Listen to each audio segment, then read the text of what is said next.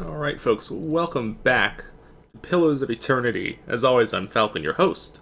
Last time, we came down here into the sanitarium to try and find out what the leaden key is doing here.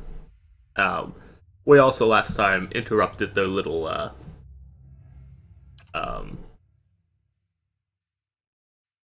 don't know, whatever they were doing, summoning ritual, or just ritual in general, whatever it was that they were attempting to do, I don't really know.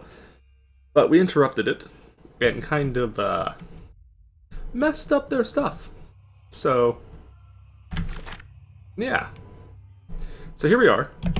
I will note that I went ahead and wandered around and explored the area off camera.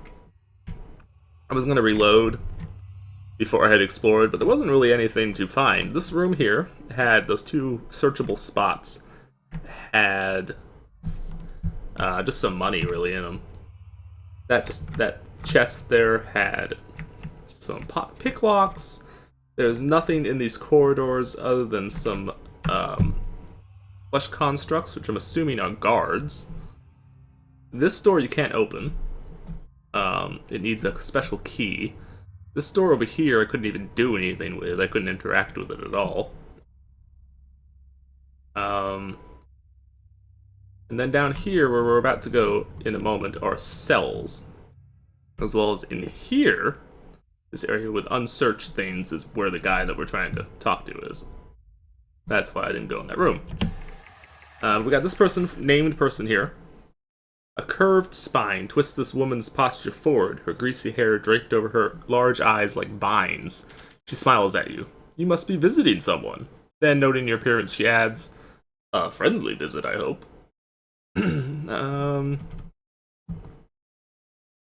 Why are you in here? Behind her hair, her cheeks flush. I don't want to say. You'll think less of me.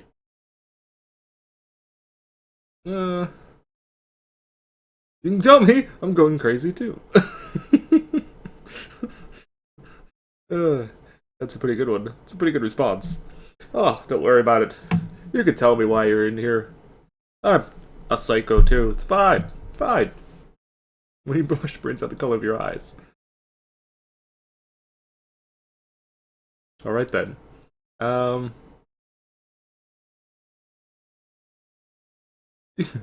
You tell me, I'm going crazy too. You shouldn't tease. No one in here can help what they are. I know, I've tried. These last few years they haven't been kind to me. They haven't been kind to anyone, really. I try not to think of it as personal. I lost my husband and both boys in the Saints' War. My daughter, the legacy took her before she was ever mine. I may do. What else can you do? I moved into a tiny place in Andra's gift, got by mending clothes and on the kindness of strangers when I had to.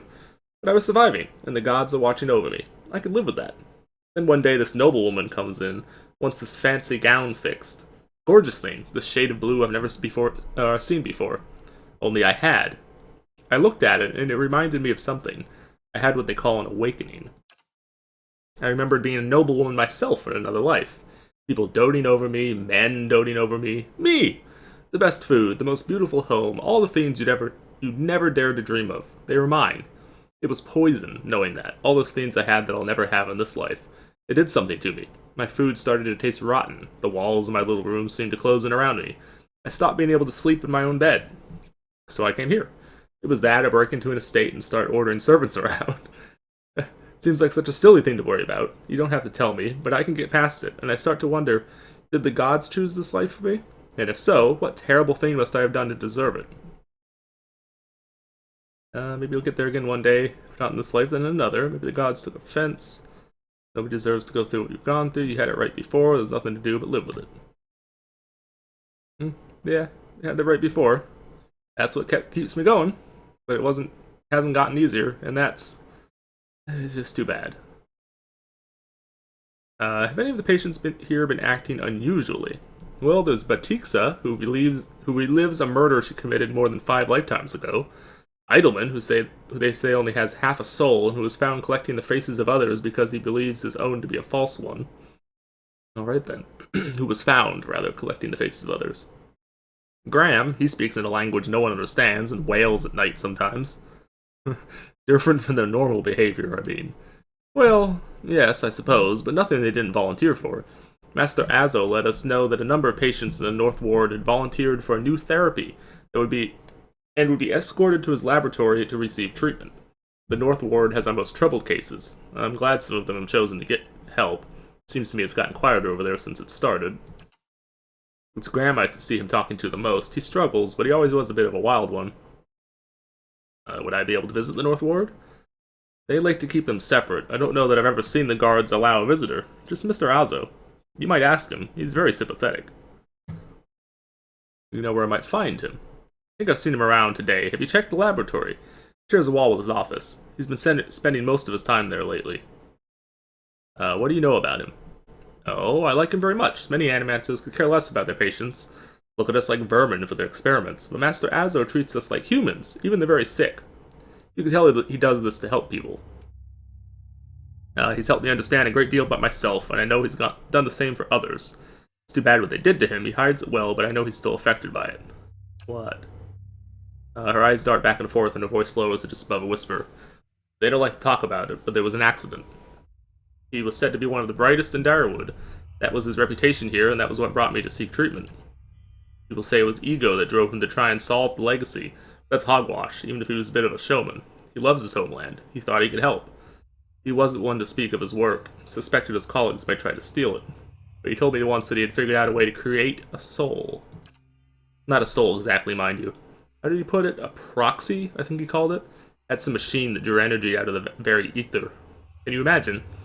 The point is, it was going to help with the legacy. It was going to make Hollowborn into something easier to love and care for. Gods know that's something we need. You know what they call those empty little babies in Andra's gift? No, tell me. They call them buoys, because there's so many of them found floating face down in the water. These are mad times. Anyway, Master Azo had scheduled a public demonstration of his work to Copperlane, or in Copperlane. He was so excited. And then the next day, he was locked into his office, turning away visitors, I heard, and he stopped seeing patients. I don't know exactly what happened, and I don't have the heart to ask him, but I'm glad they're letting him treat people again. Interesting. So this would be the North Ward that I can't go into because it's locked. Now if we come down here, you will see just all kinds of patients. I've been hearing screams in the night. Children they keep down here, pure evil in their eyes. Basically nothing really of importance. Most of these cells are actually empty, which is somewhat strange to me. Something churns and bubbles in this tank. Oh good. The copper wires and conduits are shiny. The device is warm to the touch. I shall make it. Okay. What's in here? Ooh. I'll take a look. Unique mace. Damage reduction bypass. Plus 4 accuracy when attacking the same target as an ally, and plus damage. Ooh. And then damage 3. Ooh, man, this is a nice weapon. Wow. Hey, we want that. That's a really good weapon. Alright, here's another thing that I have to search. Lad Golan. Stun duration reduction, knockdown duration reduction. Nice. Not very good damage resistance, though. Preservation, extra defense when stunned and when prone. And add some damage reduction, though. So, basically, stun and knockdown / prone, whatever, it pretty much removes the penalties for that, and also reduces the... Alright, it's okay. It's nowhere near as good as that weapon, I would think, but it is pretty good. Something churns and bubbles in that tank. The copper wires and conduits so shiny, the device is warm. So, more of the same thing that's over there. Alright. A round-faced, balding man turns to face you. His upper lip is pulled upward slightly by his pointed nose, exposing his upper teeth when he scowls. What is the meaning of this? Told me you're not supposed to be doing any more experiments. I heard you were demoted. Like access to the North Ward, are you the animancer who's been buying relics, looking for an expert on awakenings. No time to give you directions. Are you the Animancer? You're trying to discredit me? Go dig elsewhere. What is it now? I'd like access to North Ward. Out of the question. Those patients are in isolation for a reason. I've seen your records. I know what you're doing with them. So you could coerce them into your experiments. Frail told me everything. Your forehead seems damp all of a sudden. Perhaps I should discuss your insubordination with the head warden. But given permission to conduct my investigation down here, you best cooperate. Let's try the perception. You smug cretin. How dare you come down here and meddle? You have no idea the importance of my research. Balls up his fist and digs his teeth into his index finger, a growl simmering beneath his breath and a deep scowl compressing his face. Fine.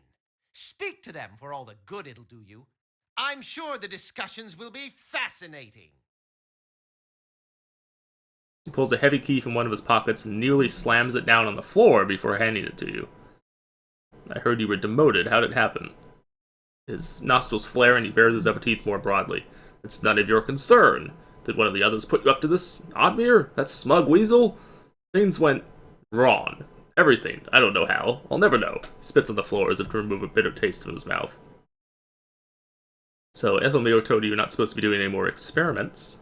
Yes, Will. Ethelmere hasn't done much good for anybody since he had his soul moved to an inanimate object, so I fail to see why I should let that sway me.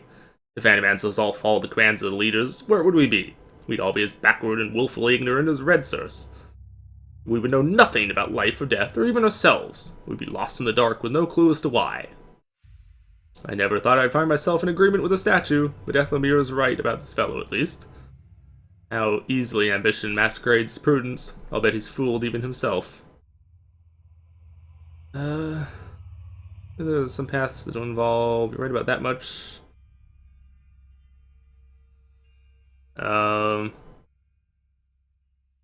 Really, there are some paths that don't involve risking lives. Indeed. Many lives have been spent in such pursuits, writing treatises and poems. But tell me this, how does one verify the truth of a poem? If some philosopher stumbled across the meaning of our existence, how would we know it from a false one?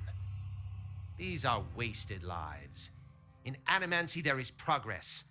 We are measurably closer to complete understanding because of our work, and that will be true until our work is complete. You sound like you're trying to convince yourself. Who will solve Widewen's legacy? Some church? Some warrior? It will be an Animancer, or it will be no one at all. Have you tried your experiments on any other subjects? I have. Yes, no point in lying about it now that Ethelmere is involved. I asked some volunteers from our patients, and a few brave souls came forward. It was very close at one time to a breakthrough. They understood that. They understood those sacrifices would mean something. Sure, dude. Oh, that was a bit of a day. Whatever you say, buddy. Well, we have our access to where we wanted to go, I suppose. Why do I have a feeling that we're gonna go up here and we're gonna, like, run into something horrible? Oh, visitors. We do what we want, son. I'll close this door, though, because God knows what's in here. Is this my face? Tell me! Must be the dude who, picks people's faces. Thundering sky, rain of blood, innocence must drown. Alrighty then, buddy. Ah. This man has the look in his eyes of a hunted animal, and at your approach he staggers backward to the far corner of his cell, halfway appearing as though he would climb the walls if you would get him further away from you. He cries out, bizarre, primal utterance, like nothing you have heard.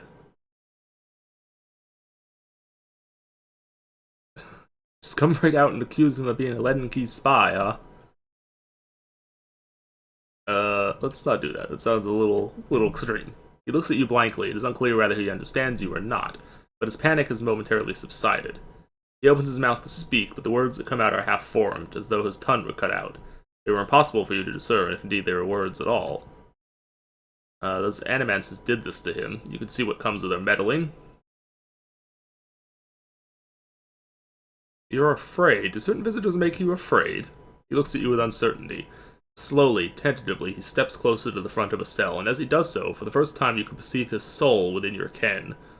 It is misshapen, as though maimed by some jagged instrument, and large expanses of it have been gouged out entirely. You feel no barriers of resistance. If you wanted to, you could look further into his soul. Let's do so. You project out toward the maimed soul in front of you, merging with it, its confusion and fear becoming yours as it whisks you into its depths. You're in your cell. A key turns. The door creaks open on neglected hinges. Thoughts come to you in waves, incomplete, broken, fearful. Standing at the door is a rotund, balding man. His upper teeth and pointy nose remind you of a rat. He beckons, apologetic. You don't want to go, nothing else. Anything else. In your mind is a single word, and the word is no, but it dissolves before it reaches your lips. You press against the back wall, cornered. You cry out. In darkness, you fight against unseen restraints. You cannot move your arms or legs. The man walks into the room carrying a lit candle, its meager flame casting long shadows across books and machinery. Straps bind your arms and legs. Cold metal circumscribes the crown of your head and the breadth of your chest. The man is sorry. He's in need of raw materials. They dismantled his work and he needs another source. He needs to show them he was right. He thanks you. Then he turns a knob, and you feel yourself begin to crack from within, and you can feel pieces of you torn away, like having your insides chewed by a horde of rats. And you are screaming a scream you can barely hear. Another night, heavy footsteps outside your door, coming for you. You look through a slit in your door, the flesh giant, the artificial being, just outside, but facing left, facing the end of the hall. The boy, there. The boy looks with interest at the giant, then collapses to the floor like a shed snakeskin. Giant convulses for a moment, then rights itself, turns away, and leaves. Looks at you, still wild-eyed, but somehow more present. He nods at you, then walks back to the end of his cell. Interesting.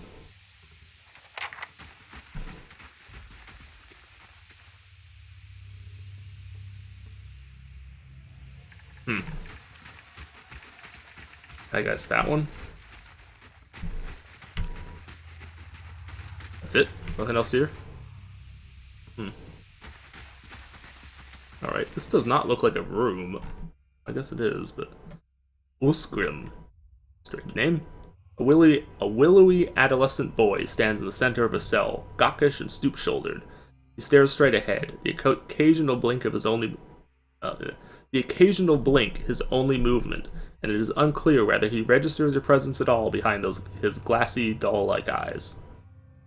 In this state, the barriers between your soul and his are thin and porous, easily bypassed if you should wish it. You close your eyes and edge forward toward the boy's soul, and as you near, a sudden malaise spreads over you, or comes over you. You are cold and warm all at once, sweating and shivering and straining for breath, as you did on the caravan journey. The soul you approach is the Ron 1, a parasitic plant that strangles its host. It is predatory and pitiless, and you have crossed paths with it before. Too late does it occur to you to retract, and already you feel yourself plunging into some interminable abyss of thought and memory. You're standing in a cell now, the same cell, in the sanitarium. The halls are moonlit and empty, and you are waiting. At the far end of the ward, the door opens, revealing a flesh golem in silhouette beneath the stone archway. It makes its usual rounds, the same stops every time, the misbegotten child of despondent creators. When the construct is close, you coil yourself up and spring forward, passing out of the boy's body as though it were a membrane. You can sense his body behind you collapsing to the floor, a puppet whose strings are cut. You're rushing toward the golem now, bodiless as a gust of wind. Quickly, you think to yourself quickly, and you feel the strength hemorrhaging from your soul as you dart towards the makeshift abomination. You pass into the golem's shell and overtake the soul implanted within, encircling it, suppressing it, and contained in this new vessel, you are strong again. You step heavy-footed down corridors unheeded by the other constructs, and scrutinized only by the wary, untrustworthy eyes of the mad, coming at last to an office piled with books and scribbled papers and the perverse implements of animancy. Set your oversized hands upon a large machine, a nest of globes and tubes and coils in the center of the room, and go to work, bending wires and unsettling alignments. Your surroundings are pulled past you, or perhaps you are pulled past them, and they dissolve into a blur. When they settle into place again, you are outside on a clear day, standing in front of a crowd, stacked high above you on the tiered seats of an amphitheater. You are acting for the crowd, standing deliberately still, but this is no play. A balding man with rodent-like features is strapping you to a machine, the one you had tampered with. You see your arms for the first time, short and fleshy, unmistakably those of a little girl. But this body is not truly yours. Your mind still holds the same determination, the same hard-heartedness as before. The body itself is cold and vacuous. Unlike the others, this one has no soul of its own. The man speaks, and the crowd applauds with an enthusiasm worthy of a hero's entrance. "Bear witness," he says, and he pulls the lever. The machine shivers and sparks, and a bead of sweat rolls down the side of the man's brow, but the crowd's apprehension quickly gives way to awe as a crystal globe fills with a radiant mist that casts the entire theater aglow. He opens a valve, and the glow crawls through a tube along a length of copper wiring that runs to a set of electrodes beneath your armpits. You feel nothing when it reaches you, as it should be, but you have been leading his work astray periodically for some time, altering notes and settings and playing puppeteer for Hollowborn. But you make it look how people would expect it to look when a body is infused with the soul.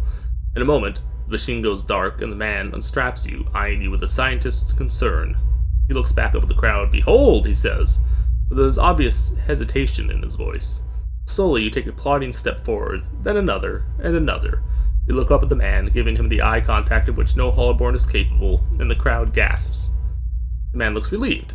"How do you feel?" he asks in a volume meant for the crowd, but this is the moment. At the top of your lungs, you let out a piercing shriek. The man comes toward you, his hands outstretched, but you run the other way, back to the machine. With all your strength, you drive your head into the crystal globe, and it shatters, streaking your head with warm blood. You drive your head down onto the surface of the machine again and again, drawing panicked screams from the crowd, and by the time the man reaches you, your body has already ceased proper function, and merely twitches on the cold ground. Satisfied, you depart the corpse in search of another unsuspecting host. Who could put their faith in animancy now?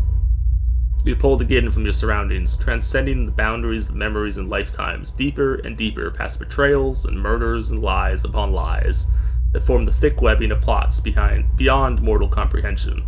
You settle at last in a room you have seen before, expansive, with a tall device encasing an Adra monolith at its center.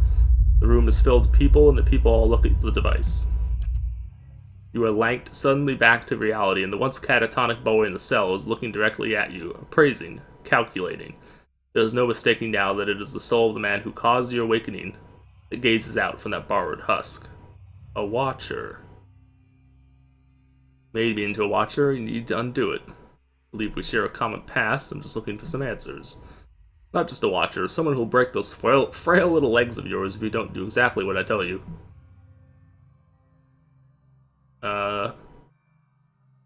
Just looking for some answers. So you made me into a watcher, I need you to undo it. Is that so? He makes no effort to hide his disinterest, but he continues to search your eyes.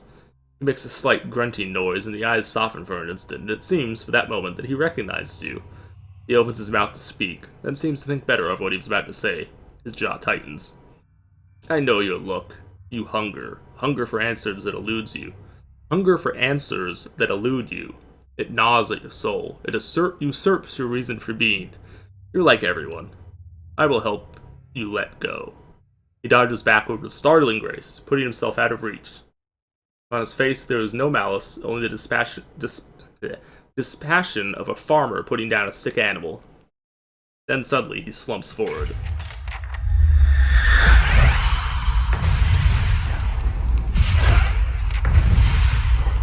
Oh shit.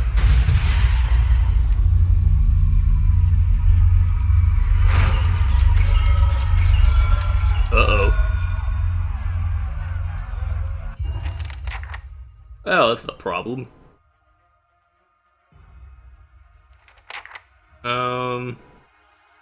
That go away.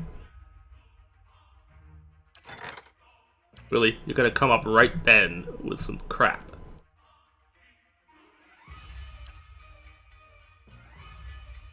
Well, let's give it to him so that he can gain at least some experience. Okay, I don't know how dangerous these constructs are. So let's not mess around with them too much.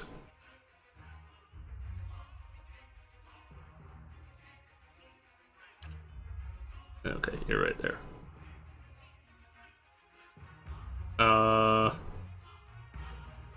Okay, so we want you to go down there. Dog, intercept him. You go over there and intercept whoever comes next. Oh. Okay, go intercept that patient. Yeah.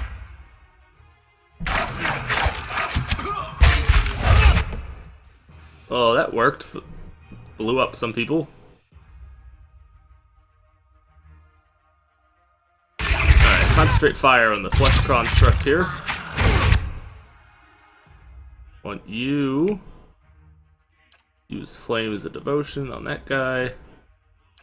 Knock this bastard down before he starts giving us problems.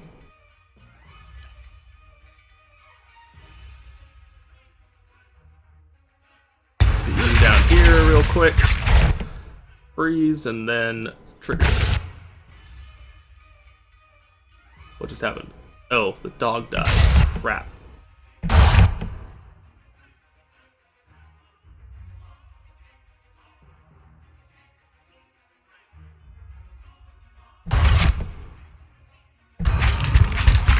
Retreat!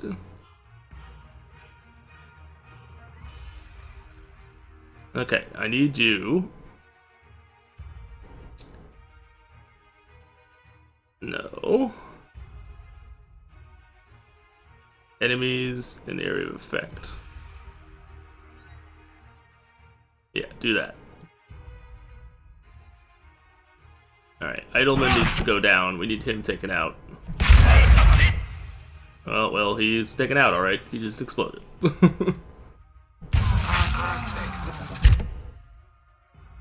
Alright, trigger this.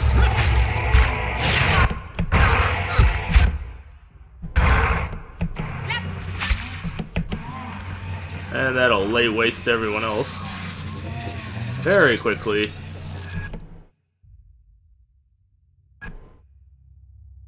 Okay, looks like nothing but junk. And more junk. I don't know why you have a club when you should be imprisoned, basically. Also, it sounds like the guy has driven everybody insane. Oh, he's taken all the flesh constructs, too. Interesting.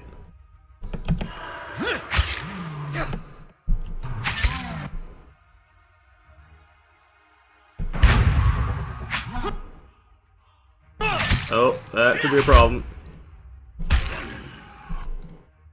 Yes?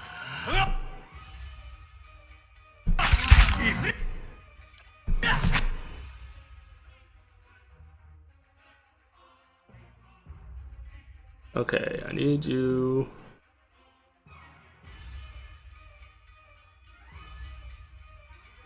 That one's about to go down in a moment.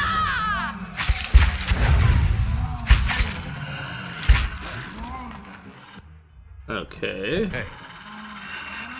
Now tank up this guy. Hammer him down with everybody else.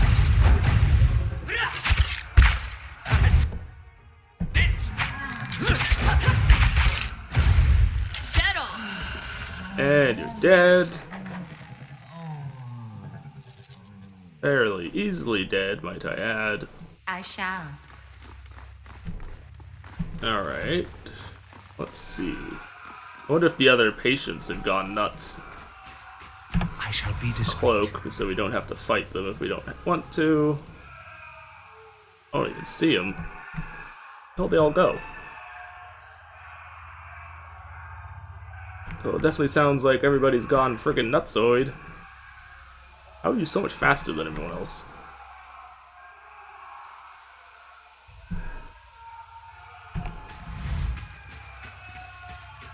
Hey, you! What have you done? You've been experimenting on patients against their wills, mangling their souls. I witnessed it with my own eyes. How could you possibly... Look, it had to be done. Ethelmir and the others, they took everything from me. Everything when I was this close. I had to know. Had to know where I failed and why. Imagine the value if I'd succeeded. I had something that can make all these Hollowborn infants into something like a real person. With a few more patrons and a few years' research, who knows? No one else has come that close to the legacy. It's why I have to continue. Why I have to risk everything here working in secret. It's why you have to lie to Ethelmiel for me. Tell him that you've cleared me of all suspicion.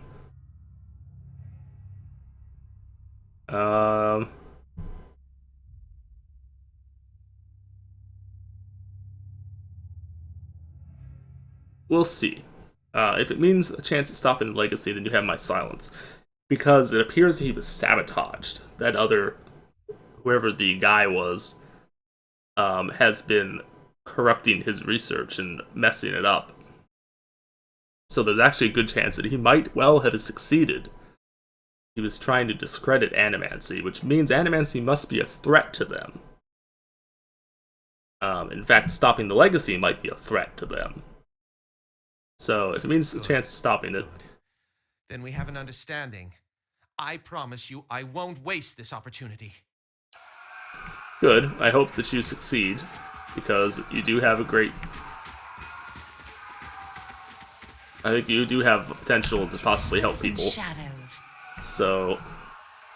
Where the frick did everyone go? Oh, is that what's his face? You dead? That's not good. Finish them. Alright, you. Hammer that guy for me. Go ahead and nail him with that. Go ahead and knock his ass down. You can go ahead and... actually don't do that just yet.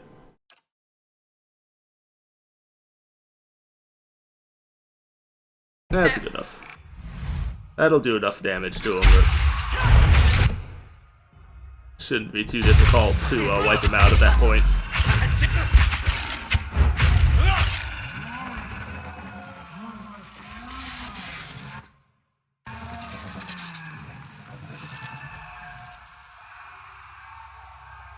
Alright, where the hell's the archer? You. Shoot this bastard for me. Got it. Nice. Shoot him again.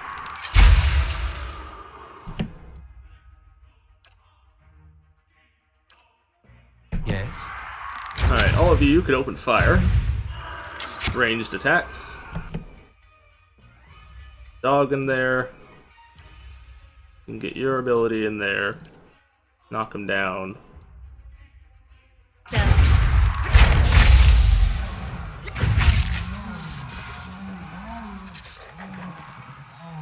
And easily crushed. I shall. Was in fact crushed more easily than I probably had even needed or intended. Oh, we didn't check the body out here.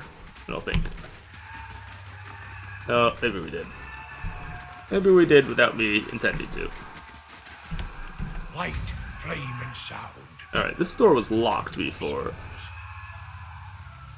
So I don't know what was in here.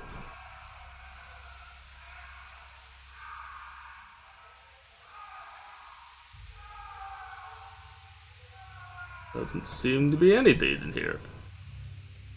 I find that hard to believe. But it does appear to be the case, I guess. So, okay. Whatever. It does seem like there is, whatever the hell's going on, the place has been unleashed. Everyone must be told what's going on. I'm busy. I seem to misplace my notes, so you have nothing new to say. Get out of here. It's not safe anymore. Oh, crap. I didn't get to see who that was. Come back here, you bastard.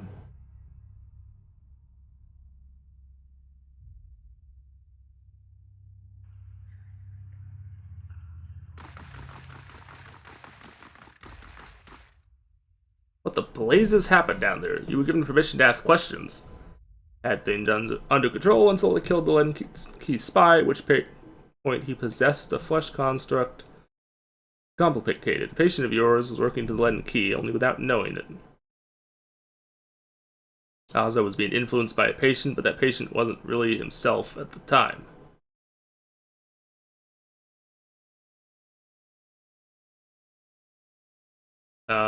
Patient was working for the Leaden Key.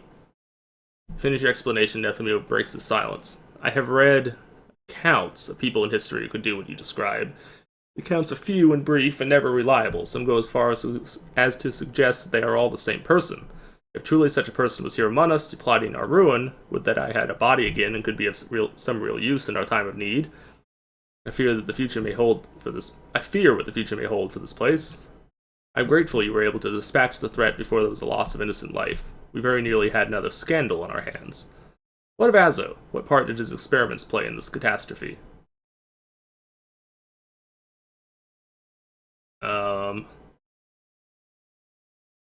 He was only trying to help the patients. The Leaden Key took advantage of him. I should have known better than to isolate him. Of course he would have resorted to deception. The wiser thing would be to allow his experiments, with close oversight, of course. A mind like his must be allowed a chance to create. Well met, friend. Okay.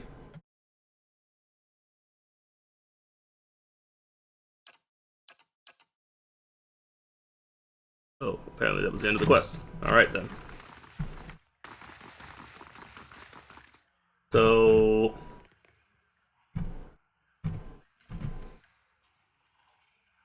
gained a bunch of experience. Doesn't look like we gained any reputation or anything for all that, though. Unfortunately. So we have this one, I guess, is our next our next main quest. It's Twin Elms. This one I might go ahead and do that. Just get it over with.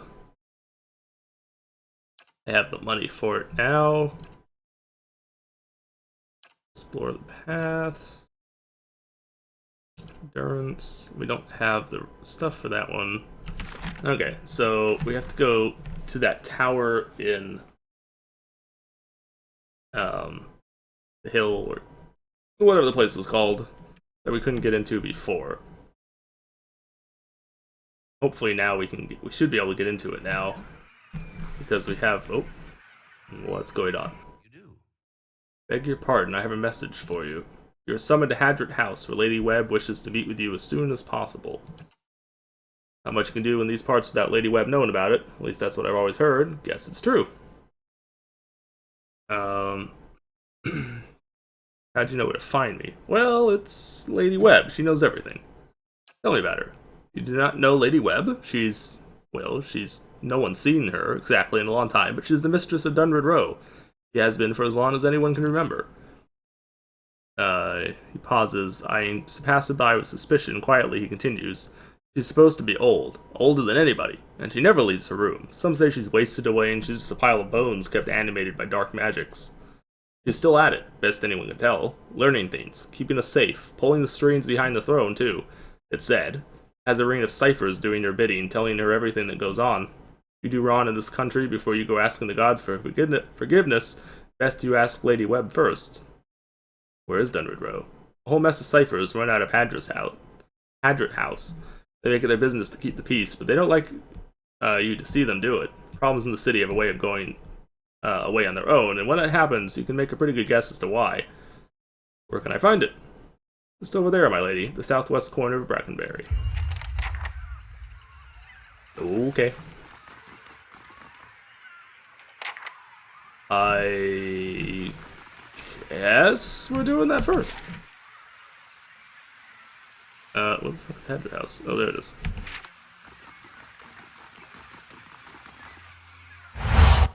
Holy crap, who the hell are you?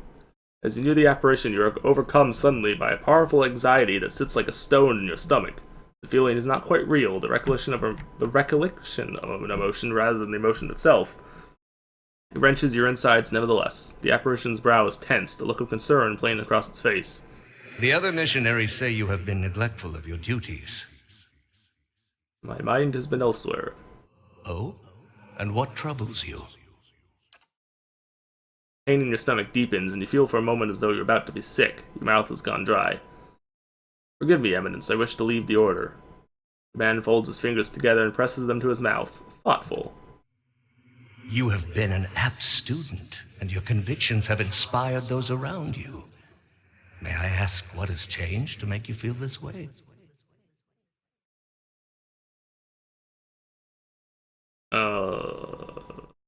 I don't know what the hell we're even talking about. The people we intended to convert, they committed unspeakable acts, sacrifices, mutilations. The apparition exhales slowly and its lips press together, a sympathetic rapport in its eyes. It places its hand on your shoulder. These are the ways of the heathen world.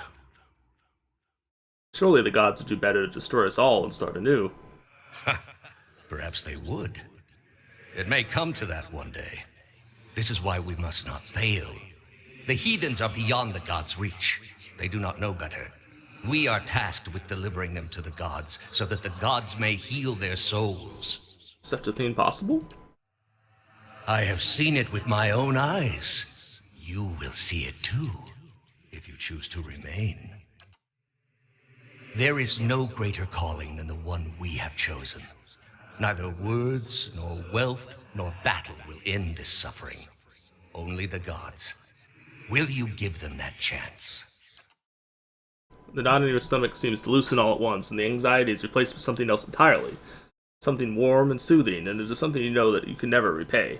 As the vision fades, you start to become cognizant of the many odd looks aimed in your direction. Your last response echoes in your mind. I will. I have no idea what the hell that was all about. But sure, whatever you say. I have no idea what all that was about. Completely lost. And we're actually about at the end of the episode. But let's go ahead and finish up the Hadrit house here, conversation with her, and then I will go ahead and end it here. Nope, we're on slow mode. Let's not do that. Don't know where I'm going. Greetings. Again.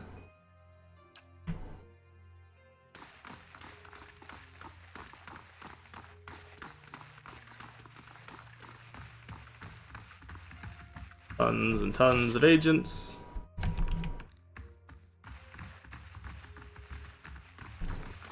I can get it to spill at sea.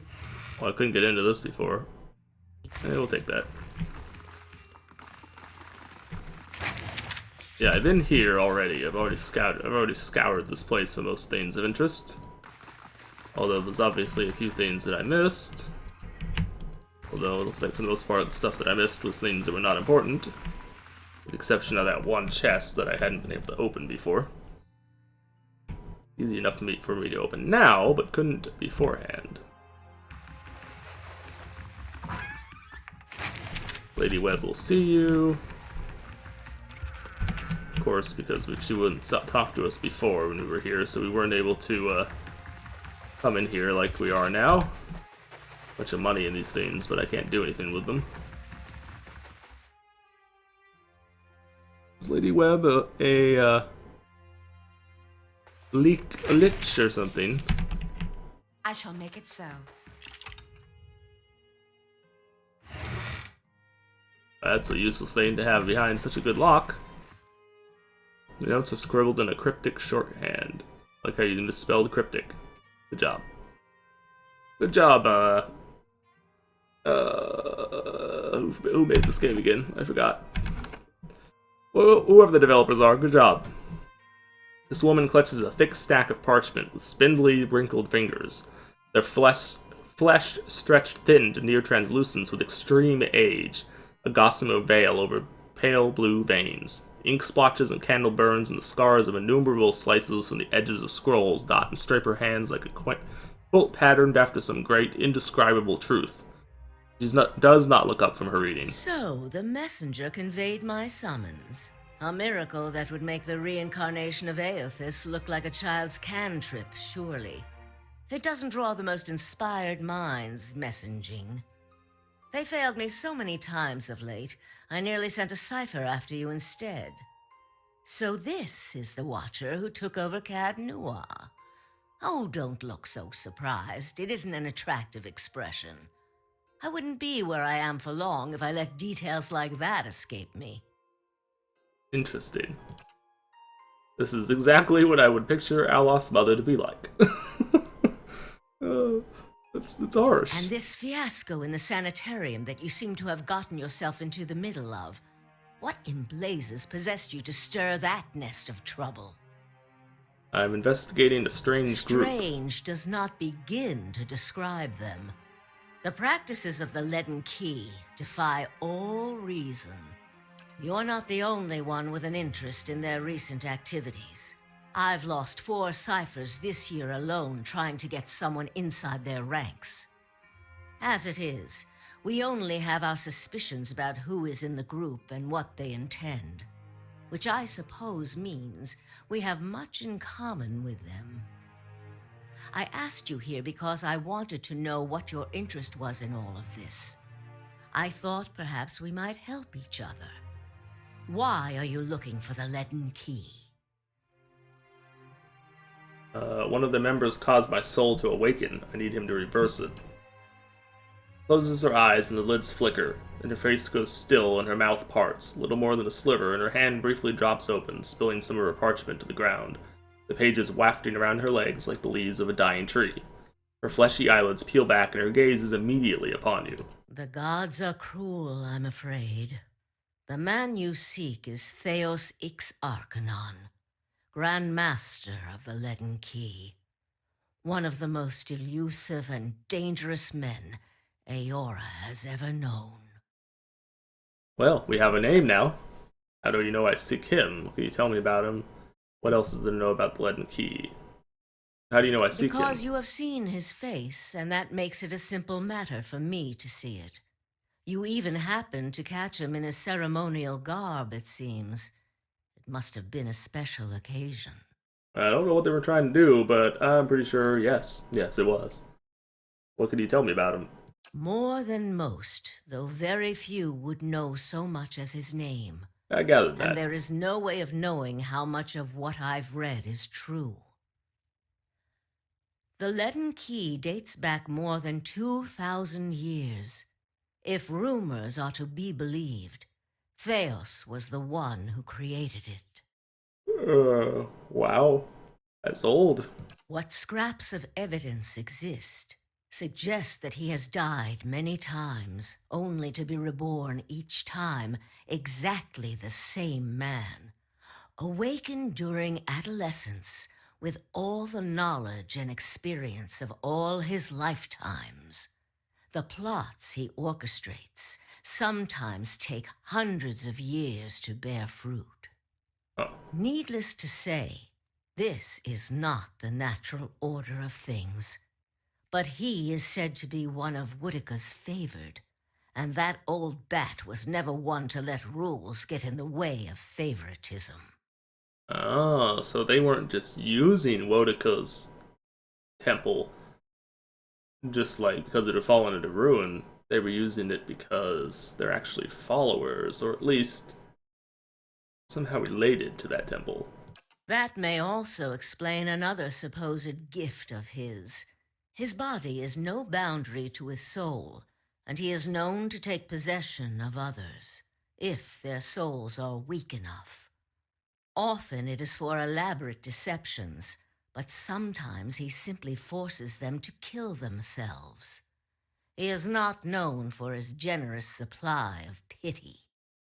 We've kind of gathered that. He is also not one to show himself in any but their most critical matters. If he has directly involved himself in whatever the group plots now, it may be your only chance to find him. And once you do find him, if you can find him, I would not hold my hopes too high if I were you. He is a driven, single-minded man. He will not have the slightest concern for your problems. Yeah, we kind of gathered that too from when we talked to him about it. He was just kind of like, don't care. Tried to kill us though. So, yeah. How do you know so much about him? The same way I come by all my knowledge, Exhaustive research, spying, bribery, perhaps some less savory measures. Whatever the knowledge demands, I pay in full. There is nothing of greater value. Unfortunately, with Theos, there is also nothing more scarce. He has covered his tracks far too well. His manipulations of the course of history are lost to time now, though I believe they were many. So what else is there to know about the Leaden Precious Key? little, I'm afraid. You may know much of it already.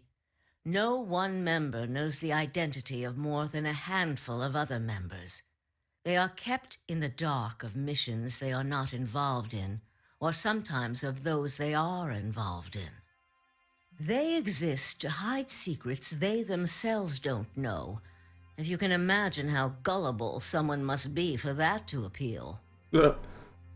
Despite that, they are very good at what they do, owing much to their founder, who will take matters into his own hands when necessary, and he does not fail.